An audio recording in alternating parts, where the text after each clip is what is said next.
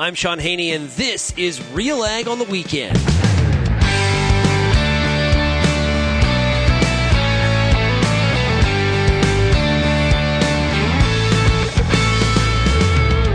Let's get real and get connected with the week that was in Canadian agriculture. RealAg on the Weekend starts now. Welcome, everybody, to RealAg on the Weekend here on 650 CKOM and 980 CGME. I'm your host, Shaun Haney of RealAgriculture.com. It is great to be with you here on this weekend, and really appreciate everybody tuning in and joining us here. I was in Saskatchewan this week. Yes, I was in Regina, and we had an absolute blast. I was at the APAS annual general meeting in Regina, and a great group of people. We did a live recording of RealAg Radio, the RealAg Radio podcast. It was a really a lot of fun. Had a great time that evening as well. I finished off day one of the AGM. We did the live show, and we're going to hear a little bit about that in a second. And then they had a reception, which was tremendous. I ran into so many fans of RealAgriculture.com, some new people, also listeners of this program, people saying, hey, I love you on Rolco. So it is great to always be able to have a chance to interact with the audience. And the weather, not too bad in Regina for early December. Man, that is not Canadian winter like we've been kind of getting across parts of the prairies, although we have seen some snow here start to fall through the weekend in some parts. But great to be with you here today. We're going to hear from Ian Boxall. He is the president of APAS. He joined me on that live broadcast, and we talked a little bit about a new study that APAS is rolling out this week, looking at the connection between the rise in commodity prices to food prices. They're not as tied together as one may think. Also, we're going to hear from Dave Carey. He is VP of Government and Industry Relations with the Canadian Canola Growers Association, the CCGA. And Dave is going to talk about some of his frustrations in regards to Bill C-234. We're going to hear some updates on the cattle and beef markets with Ann Wasko with Gateway Livestock Exchange, Saskatchewan-based Ann Wasko, I should add. And then we're going to talk about soil acidification and some of the possible links it may have to things like root rot in pulses. So that's going to be really interesting as well. If you have any feedback at all on today's show, we'd love to hear from you across 650 CKOM and 980 CGME. You can send me an email, shaney@realagriculture.com. You can also search Real Agriculture across all the different social media platforms. Or if you would like to, you can always chime in as well on the RealAg feedback line. The number is 855-776-6147. Okay, what I'd like to do right now, though, is I want to play a clip of Ian Boxall, president of APAS, talking about this new study looking at commodity prices and food prices.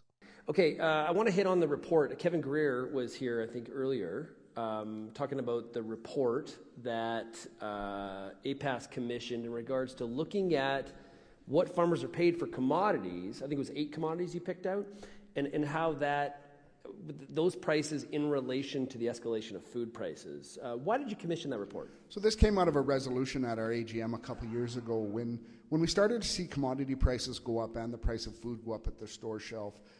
There were consumers that were blaming it on farmers were making the money, right? That it was strictly because of the commodity prices. So there was a resolution brought forward that passed at our AGM for us to do this study, and we finally got it prepped and ready to go out. And yeah, there's some interesting stuff in there. So what do you think the reaction is going to be? Because there's two kind of audiences here. There's probably farmers saying, yeah, I told you so. But I'm kind of also interested in what do you think some of the consumer reactions will be? Well, it's an education piece is how I see it, right? I see we can educate the public on what actually is the farmer's share of what they buy at the grocery store shelf on these 8 products. But then I think it also gives the consumer the ability now to ask the question is, well, where's the rest? Like, where is the rest of my money going? Who gets the rest? Who in the supply chain gets the rest of my grocery dollar? I think they can ask those questions. We've done it at the farm gate. Now let's let the other sectors do their share and lay it out there so there's transparency in what the groceries are costing and where the money goes. Yeah, so what did you find? You found that even with the increase in the price of commodities, food prices actually jumped even higher. Right, the food inflation was There was no direct correlation between the increased price of commodities and the increased price of groceries. Was there any conclusion on where is that money going? No, I think this is just one link in the supply chain. We've looked at the farmer's share. Now, right, there'll be manufacturing. There's probably, I don't know, there'll be 5 or 6 transportations by the time it gets to the grocery store, right? And so there's all those chains, and what's the grocer making? And I understand that all of those links need to have a profit, or they're not in business. But is there any gouging, or is this just what it costs? So right? It's interesting because the House Ag Committee, they reviewed grocery prices, because grocery prices have taken up a lot of oxygen in Ottawa. And it was pretty clear that there wasn't gouging. So if it's not happening at the grocery level, it's not happening at the farmer level, it's somewhere in the middle. Is it a case of there's there's a stakeholder in the middle that's making all the money, or is there just too many stakeholders in the middle? Maybe there's just too many stakeholders in the middle, right? And I think back to what we're going to talk about here again today on your show with the producer panel, carbon tax. Every time that's freighted and every time something happens to it, there's a carbon tax associated to that cost of food as well. So it has to be driving the price up as well. Well, let's continue with that theme of the carbon tax. When we come back here on RealAg on the weekend, we're going to hear what Dave Carey had to say about Bill C-234 and how it is really on the ropes. It is really on life support. And this is the bill that is going to try to provide an exemption to farmers that are using propane and natural gas. And it's not having an easy time getting through the Senate. You're listening to RealAg on the weekend here on 650 CKOM and 980 CGME.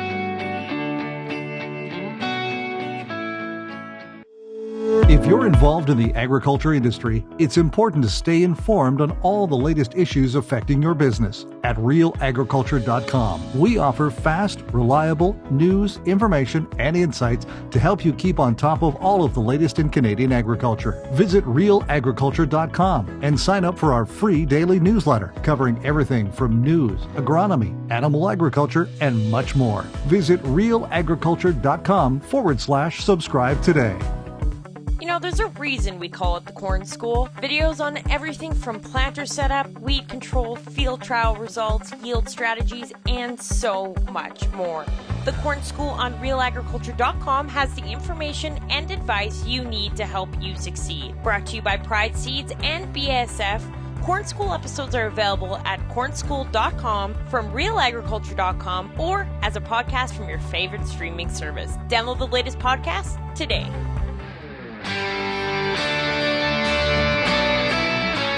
RealAg on the weekend is brought to you by FP Genetics, innovative seed genetics for Canadian farmers. Contact your local FPC dealer or territory manager to discuss your certified seed strategy specific to your region, your area. Like that's the key right there.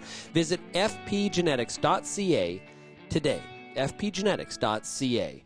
So based on some shenanigans in the Senate, as I was alluding to earlier, a lot of frustration of what's happening with Bill C-234 and the quest to find farmers some relief when it comes to the carbon tax on activities where there are no other options. There are no solar-powered greenhouses or wind-generated or wind-powered grain dryers, I should say. This is 234 is a private member's bill from MP Ben Lobb. And here we are. It's really finding struggles. And a lot of that is because of some interference, allegedly, from the Prime Minister's office and people like Environment Minister Stephen Guilbeault, basically encouraging senators supposedly independent senators, they're Liberal senators, to basically stall it and shut it down. On the RealAg Radio podcast on Friday, we were joined by Dave Carey of the CCGA. Dave's very frustrated. Let's listen to what he had to say. Is 234 dead at this point, or is there still something to rally around? Yeah, it's not dead, but it's definitely on life support. It's amazing when you look at it. Maybe we can unpack it a little bit. Like, this did not get politicized until committee stage in the Senate. Like, this thing went through a minority government, the House of Commons, without this becoming really a conservative bill or an anti-carbon tax bill. It wasn't until until really the bill past second reading was referred to the Senate Standing Committee on Agriculture and Forestry. This got politicized. The issue now is that we already have one amendment. We know Senator Wu moved an amendment that will be voted on next Tuesday.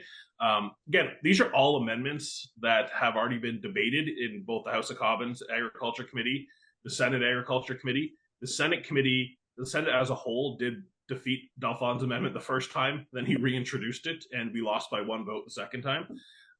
So really, any additional amendments don't matter. Now it'll be, once it passes third reading in the Senate, it'll be sent back to the House of Commons, and the House of Commons has to decide.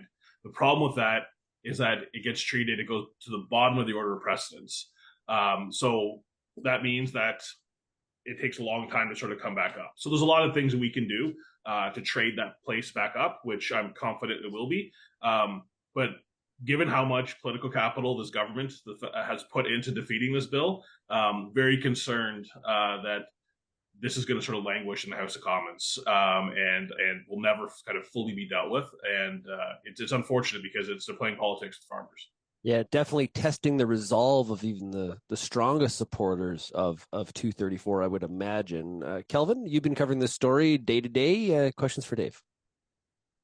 Yeah, I don't know. To me, I guess we've seen this amendment. Delphon's amendment would, change the bill. We also have Senator Wu's amendment that was proposed last night that would reduce the sunset from 8 years to 3 years. Delphon's earlier removed barns and buildings. So is there something that, if this goes back to the House of Commons, is like Shaun asked, is there a way that the industry should still rally around saving what's left, or do you ask parliamentarians, the elected parliamentarians in the House of Commons, to revert back to the original bill and send it back to the Senate in its original form? Yeah, no, exactly what you just described. So this, because it's a private member's bill, the same sort of bill in the Senate is called a public bill, but it's a private member's bill. So it's from the House of Commons. The House of Commons already duly passed it. So whenever they finally get done with their amendment, kind of tomfoolery, it'll be sent back to the House of Commons, and the House of Commons can decide to accept or reject. So our ask to parliamentarians and our members of parliament would be to reject the amendments. You've already duly passed this bill whole. We are now working to make sure that the support we had previously still remains. Obviously, we know the Conservatives are supportive. We had a very positive meeting, Scott Ross, my co-chair, and I, with Alistair McGregor, the NDP agriculture critic, yesterday. And from his opinion, nothing's changed from their perspective. So we're in the process of setting up the same sort of meeting with the Bloc.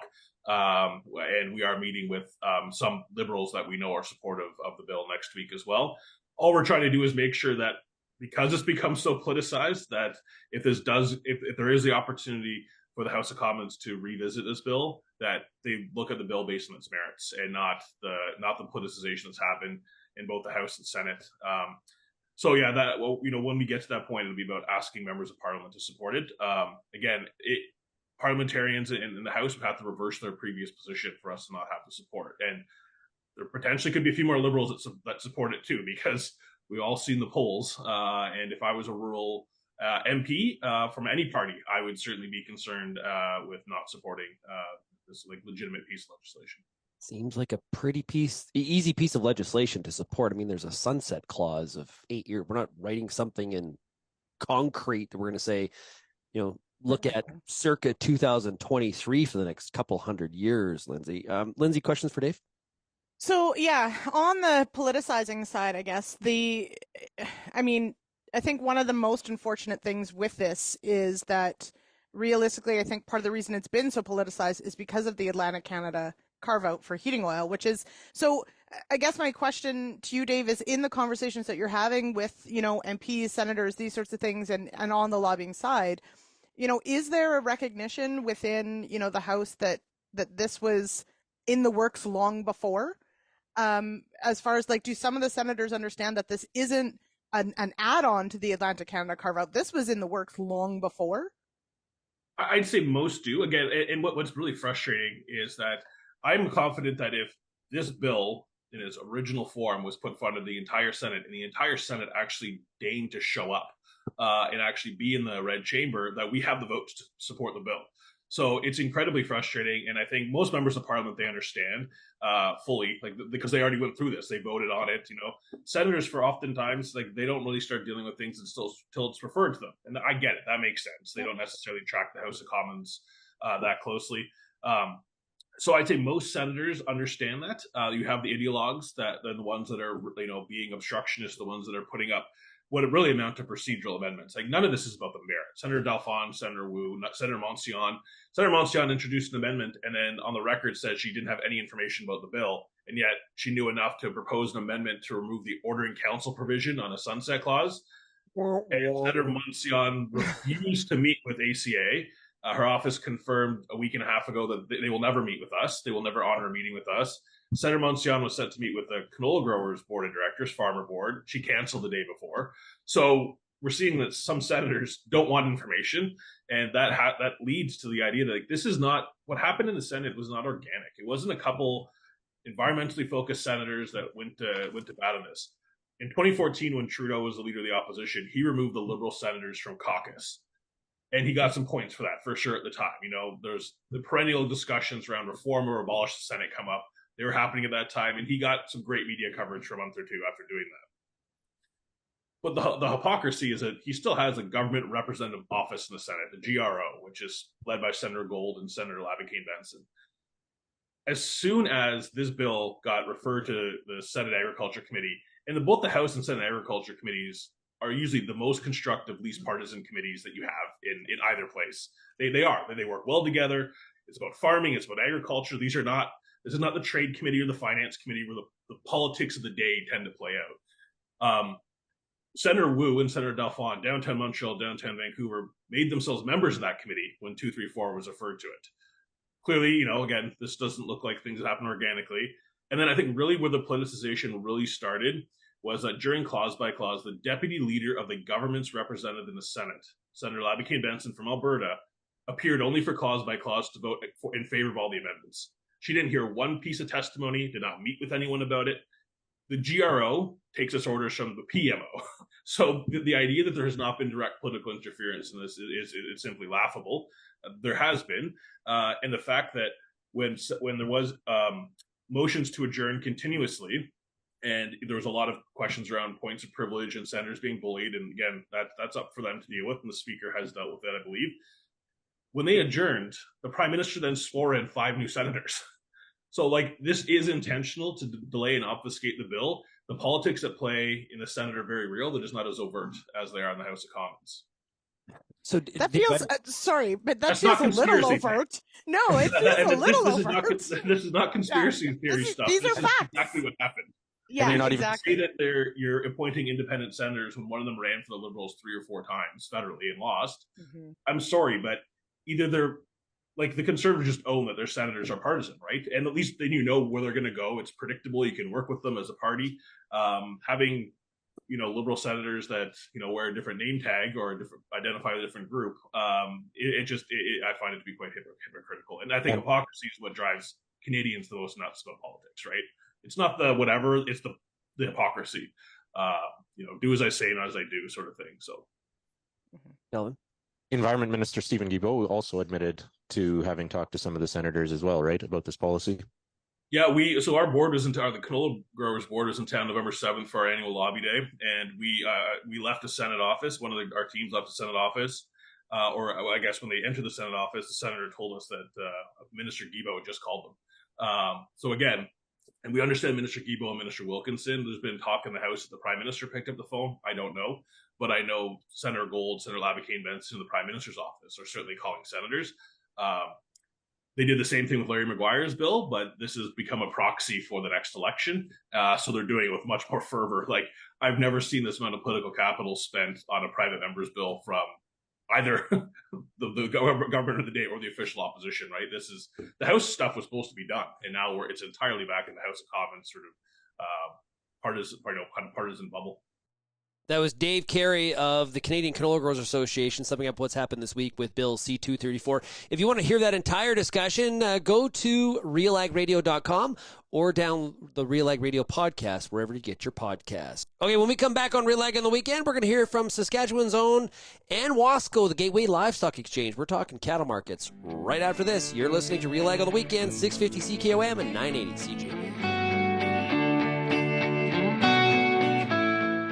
Canola is more than just a pretty face in the prairie landscape. It's a big business, both here and around the world, that requires you to be informed and up to date on everything it takes to grow a successful crop. The Canola School on RealAgriculture.com has an expert library of video resources covering markets, agronomy, and more to help you grow a healthy and profitable canola crop. Visit canolaschool.com today. Brought to you by BASF Canada and Invigor Hybrid Canola. The next generation is the future of agriculture, but how do we launch from one role to leading? From succession planning and family dynamics to understanding finances and making the tough calls to discovering paths others have taken all through agriculture, the Successors Podcast covers it all. Tune in with me, your host, Kara Oosterhuis, simply by searching The Successors on your favorite podcast platform, or you can find it by visiting www.realagriculture.com. Whether you're seeding, harvesting, or anything in between, the Wheat School on RealAgriculture.com has you covered. Timely agronomic information from industry experts available online anytime. Give your wheat crop a good start and a great finish with the Wheat School on RealAgriculture.com. Brought to you by C&M Seeds, Syngenta Canada, and the Alberta Wheat and Barley Commission.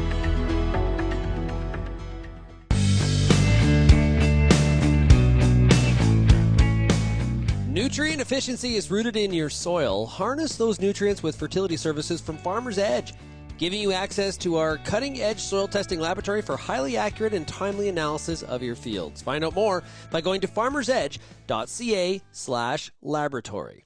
Okay, let's continue Real Ag on the weekend. I'm your host, Shaun Haney of RealAgriculture.com. Up next, we're going to hear a conversation that I had on Friday with Ann Wasko of the Gateway Livestock Exchange. I've been actually interviewing Ann, doing a beef market update every 2 weeks since 2010. Ann is the person I've interviewed the most in my entire career. And here is our weekly discussion of what's happening in the cattle markets in Canada and the U.S.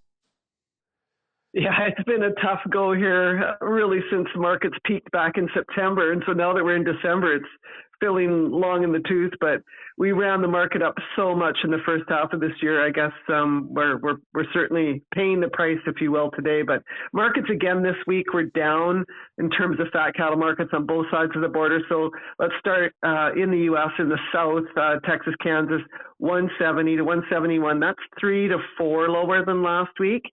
And a bit of trade dressed up in Nebraska, 267 to 272 delivered dressed, and that's 3 to 6 lower than last week. So pressured there. Same thing when you go back to Western Canada, pretty quiet, not a pile of volume in terms of cash trade. There was a little bit of business at 224, that's Canadian, obviously, FOB the feedlot, and some at 376 delivered on a dress basis. So that's going to be also a lower trend than what we would have seen last week in Western Canada. And I guess it goes back to, if you follow it through to the wholesale market, that choice cutout, a really disappointing week as we finish off. Last night it closed, the choice cutout closed just a squeak under 290. So that's $9 lower than last week, a really disappointing trend. We didn't have, any kind of much of a follow through in terms of post U.S. Thanksgiving buy, and that's showing up in the marketplace. So kind of all the way around, kind of a week we just as soon be done with. So does we take that information and then apply it to what we're seeing from a demand perspective? Is it creating some caution and some worry in the market that we've got some demand issues here for the first quarter of 2024 ahead? Yeah, and I think that's been, two of the things that came out of that bearish on feed report back on October the 1st, and then as well as, a disappointing cutout pointing to some demand struggle. So I think both of those things are kind of, it's part of it's supply and part of it's demand, but both of them are causing some some concerns. And I think, and don't forget, Shaun, when we talk about retail prices, it's a bit of a lag. So, for example, let's maybe just circle around to this one. StatsCan did release retail meat prices for October here in Canada, and prices are certainly on the beef side well off of what they were last month, but they're still high. So, for example, in October, beef prices, this is a national retail average from StatsCan, we're still up 10% from last year. So that's what our consumers are seeing compared to last year. But, Shaun, that price is down 12% from September. And looking back, July, August, and September were all over $22 a kg for our average price on a variety of cuts. And we were down this past in October to 1963. So maybe some relief coming, but maybe consumers have already said, too high, I'm going to switch to something else, especially when pork, is same price as last year, but still well below last month as well. Yeah, you got to think that probably there's some fingers crossed on the beef side that we do start to see some interest rate cuts in 24 to really help alleviate some of that affordability pressure that will really kind of maybe spark some people to, hey, let's barbecue some beef again, right? I think that's one of the things happening in the background from a wish perspective. Let's talk about, I think you wanted to talk about also bread cattle prices.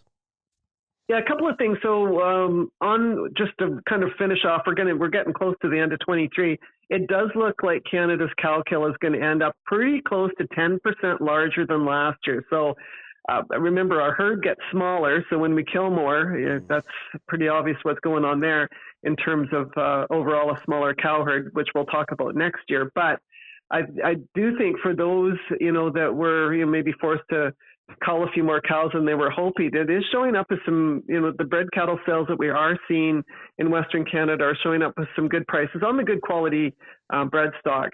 So for those buyers that are looking, that have the feed, have the wherewithal, are looking to replace, that market is certainly stronger than we've seen in many years. It seems like we've been talking about this for a while. Unfortunately. Okay, live cattle exports. What's StatsCan saying there? Yeah, lots. We had a big month in October. All the classes of exports were up. And again, I think it just shows you we had, our supply was up and we saw more cattle, moving south and north. It's kind of funny, both directions. But let's go through the categories. Fed cattle exports in October up 14%. Year to date, they're up 11, and we're sitting at about 290,000 head for the year in the 10 months. Slaughter cows in October, we did export more cows, 14% more like the fat cattle, but year to date we're still down 17. Packers in Canada have worked hard to keep the cows here to process here, but we had such a big number coming to town in October, they went both directions. So about 120,000 cows have been exported so far this year. Feeder cattle, we did see a big jump in October, about 3 times what we did last year, but last year was tiny. Year to date, we're still down about 25%. 111,000 feeder cattle have gone south. And we got to, of course, talk about both. When you talk about feeder cattle imports, they were down a wee bit in October, or they're expected to be down a wee bit, but we're still up 9% year to date, and it's sitting at about 245,000 head of feeders coming north. So quick math, we're obviously still a net importer of feeder cattle for 10 months so far in 2023. Yeah, and the other piece of that too, because right now there's a lot of focus on the U.S. trade deficit.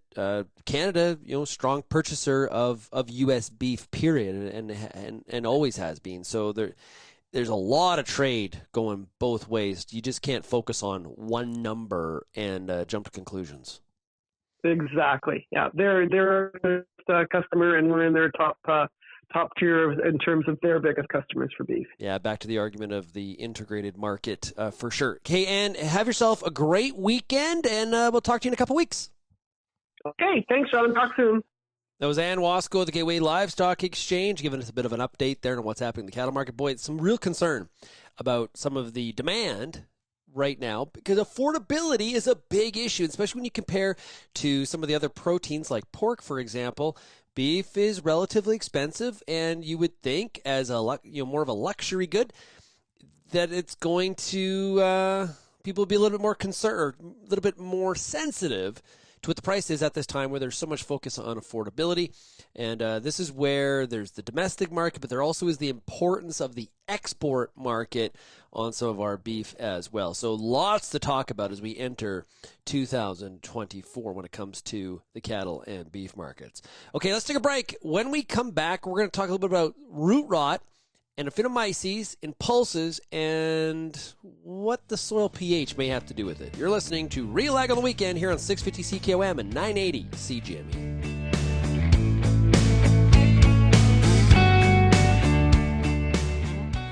Hi, I'm Lindsay Smith of RealAgriculture.com. Join me Monday nights at 8 p.m. Eastern for The Agronomists, Canada's only live, interactive, agronomy-based show. Each week, we answer your most pressing questions with a rotating panel of agronomists, researchers, and extension staff from across Canada. Join me Monday nights, 8 p.m. Eastern on YouTube, Facebook, Twitter, or LinkedIn, or head to realagriculture.com/live at 8 p.m. Eastern. Hi, I'm Bernard Tobin, host of the Soybean School on RealAgriculture.com. Throughout the year, on the Soybean School, we'll bring you timely agronomic video content from planting to harvest, from the latest agronomic research to the latest in production technology. Check out our massive video library on YouTube, RealAgriculture.com, or download the audio podcast versions wherever you get your podcasts. The Soybean School is brought to you by Pride Seeds, BASF, and Syngenta Canada.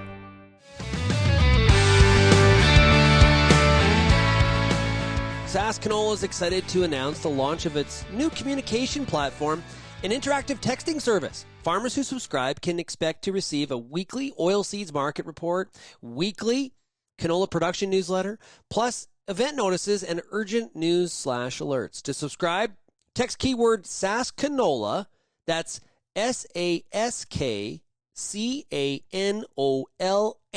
to 877-241-7044. Joining me now is Dr. Barbara Cade-Menun. She's a research scientist at Swift Current. She's looking at not just phosphorus availability, but the role of soil acidification in diseases, root rots, as well as potentially nutrient availability in general. Barbara, what do we need to know about soil acidification? Well, what we're seeing in soils, just with in terms of the acidification issue, is we have some long-term plots here at Swift Current, and what we're starting to see from long-term ammonium-based fertilizer application is a pretty significant pH shift. This is something that has been occurring worldwide. It's very well known, and it's got to do with ammonia-based fertilizers. So the main ones would be ammonium nitrate, urea, and monoammonium phosphate.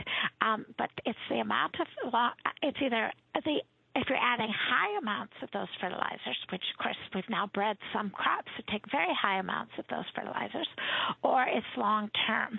But we lose a half a pH unit for every 1,000 kilograms per hectare of ammonia that we're adding. And so in some cases on our long-term plots that were established in 1967, the pH has dropped to 5 from 7.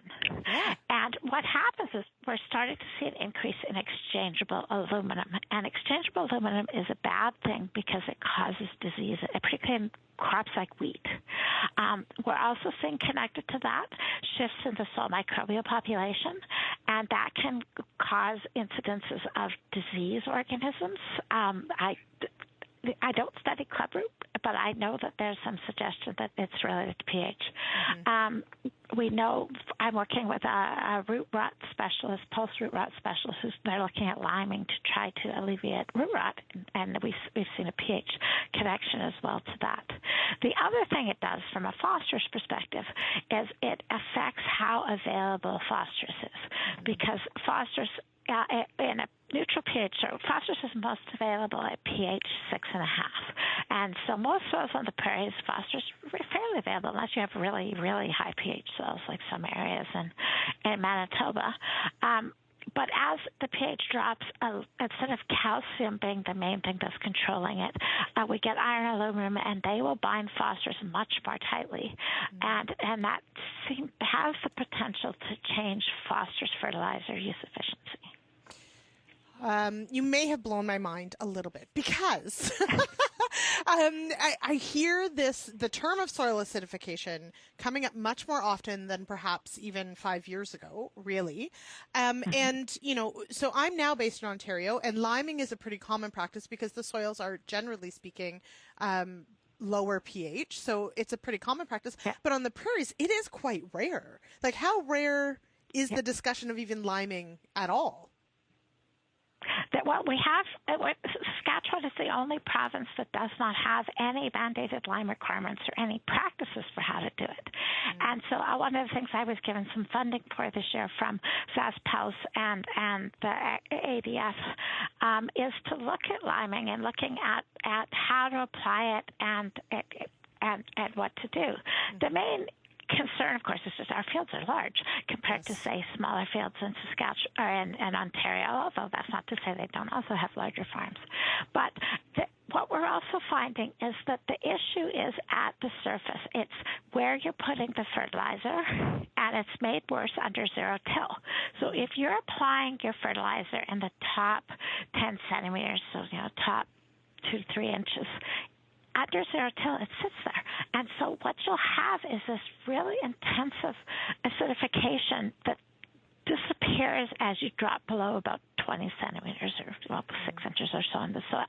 And so a lot of producers sample. If you're going to send your soils out for analysis, you probably sample maybe 0 to 6 inches or 0 to 12 inches. They tend not to focus too much on the surface. The problem is then you're going to completely miss the acidification. But that is where you're putting not just the fertilizer, but also the seed. And that's why diseases become an issue and fertilizer becomes it's making it more acidic. It's making your phosphorus fertilizer sit there because it's going to bind it really tightly, so it's not going to get to the roots. And it's a big issue. It came. I just returned from a conference, a phosphorus conference, and the Australians have known about this for a long time. It's been known about this in China. Montana and a lot of the U.S. states have been talking about this for about 10 years. And we seem to, again, the assumption has always been that our soils are well buffered. There's lots of cations. Alberta's paid some attention to it, but it's often more related to acid deposition from industry. But the fact that we're doing it to our soils with the fertilizers we're applying, and we should have been expecting this. In fact, one of the scientists here, he's long gone now, but Con Campbell was a scientist here in Swift Current, and he said in 1994 that it was potentially, or 1984, he said in 1984 acidification was a potential problem, but it was okay as long as we never added more than 40 kilograms per hectare of nitrogen. Well, nobody adds only 40 kilograms. Yeah, exactly. Right. So now, I guess the next point to this, and we know that phosphorus binds in the soil, so it's not it doesn't move necessarily with water. But does the drought and dryness of certain areas exacerbate this problem? Not have an impact? What Swift Current is a typically dry area, and it's right. But we also have we also have other areas of Saskatchewan that have experienced extreme drought. Does that help or hinder this whole process? Because nitrogen fertilizer is the problem, and it's usually fairly mobile in soils, drought will make it worse because, again, it's not leaching it through the soil profile. Some of the potential alleviation issues are, for example, if we go below, a foot or two, so a lot of Saskatchewan prairie soils have calcareous. The pH goes way up as you go lower down. So potentially just some really good deep tillage is going to solve the problem. I don't know. That's one of the things we're testing. But applying lime at the scale of fields is just not cheap. We had a hard time even finding lime in Saskatchewan. The other thing to consider is potentially, we know monoammonium phosphate is an acidifying fertilizer, and yet that's the most common fertilizer on the prairies, whereas in eastern Canada, they've shifted to triple superphosphate, which contains calcium. But you can't buy that. Which strangely, it's really expensive here on the prairies, and yet it's so common elsewhere in Canada. But on the other hand, we can't continue the way we're going if we're not expecting to see a lot of other problems related to acidification. Thanks, everybody, for tuning in to RealAg on the weekend. Make sure you check out RealAgriculture.com, and we'll see you again next week.